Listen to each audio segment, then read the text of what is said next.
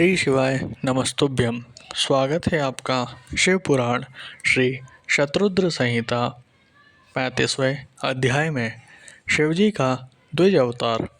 नंदीश्वर बोले, हे संत कुमार जी, जब देवी मैना और गिरिराज हिमालय ने अपने द्वार पर नट का रूप धारण करके आए शिवजी को अपनी कन्या देने से इनकार कर दिया, तब उन्हें अपनी भूल का एहसास हुआ और वह क्षमा याचना करने हेतु भगवान शिव की भक्ति भाव से आराधना करने लगे।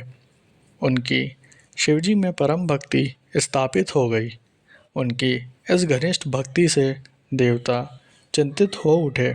उन्हें लगा कि यदि गिरिराज ने अपनी भक्ति से प्रसन्न कर शिवजी को अपनी कन्या पार्वती दे दी तो उन्हें भगवान शिव द्वारा निर्वाण प्राप्त हो जाएगा और वह संसार के बंधनों से छूटकर परम शिवलोक को प्राप्त कर लेंगे। गिरिराज हिमालय तो रत्नों का आधार है और यदि ये मुक्त हो गए तो पृथ्वी रत्नगर्भा कैसे कहलाएगी।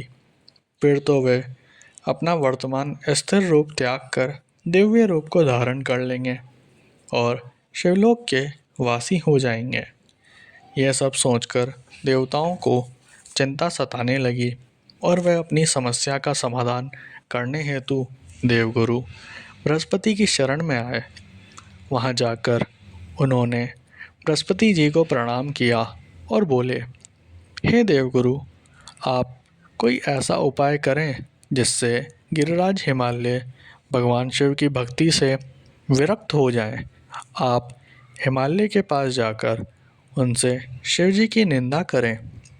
देवराज इंद्र के ऐसे वचन सुनकर देवगुरु बृहस्पति बोले कि मैं परम कल्याणकारी परमेश्वर की निंदा नहीं कर सकता।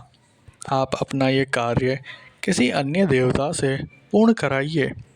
देवगुरु के इनकार कर देने पर इंद्र सब देवताओं सहित ब्रह्मा जी के पास गए और उनसे हिमालय के घर जाकर भगवान शिव की निंदा करने के लिए कहने लगे। तब ब्रह्मा जी ने भी भक्त वत्सल कल्याणकारी भगवान शिव की निंदा करने से मना कर दिया। ये सुनकर देवराज इंद्र निराश हो गए। तब ब्रह्मा जी ने उनसे कहा कि इंद्र, इस संसार में हर कार्य भगवान शिव की आज्ञा से ही पूर्ण होते हैं, तो अपने कार्य की सिद्धि हेतु उन्हीं की शरण में जाओ, वे अवश्य ही तुम्हारे हित का कार्य करेंगे। तब ब्रह्मा जी से आज्ञा लेकर देवराज भगवान शिव के पास गए और उनसे सारी बातें कही। उनकी बातें सुनकर कल्याणकारी भगवान शिव ने इंद्र को उनके कार्य की पूर्ति का आश्वासन देकर वहां से विदा किया। देवराज इंद्र के कार्य को पूरा करने के लिए शिवजी ने साधु का वेश धारण किया। उन्होंने हाथ में दंड और छत्र लिया, मस्तक पर तिलक, गले में शालीग्राम और हाथ में स्फटिक की माला ली तथा भगवान श्री हरि विष्णु का नाम जपते हुए गिरिराज हिमालय के राज दरबार में पहुंच गए। अपने दरबार में आए उन तपस्वियों को देखकर हिमालय ने सिंहासन को त्याग दिया और स्वयं उन्हें प्रणाम कर यथा योग्य आसन देकर उनका परिचय पूछा। तब ब्राह्मण देवता बोले, हे गिरिराज, मैं एक तपस्वी ब्राह्मण हूँ और परोपकार व सेवा के लिए भ्रमण करता रहता हूँ।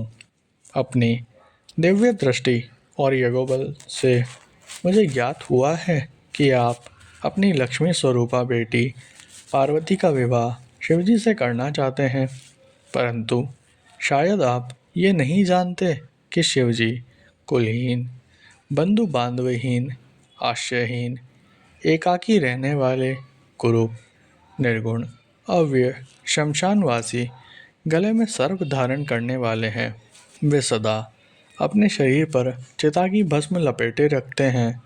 ऐसे व्यक्ति को अपनी परम गुणी सुंदर कन्या को सौंपना सर्वथा अनुचित है। यह कहकर महान लीलाधारी भगवान शिव साधु रूप में वहां से चले गए। उनकी बातों का मैना हिमालय पर गहरा प्रभाव पड़ा और वे भगवान शिव की भक्ति से विमुख होकर इस सोच में डूब गए कि आगे क्या करें। इस प्रकार मैंने तुमसे शिवजी के साधु वेशधारी द्विज अवतारों का वर्णन किया।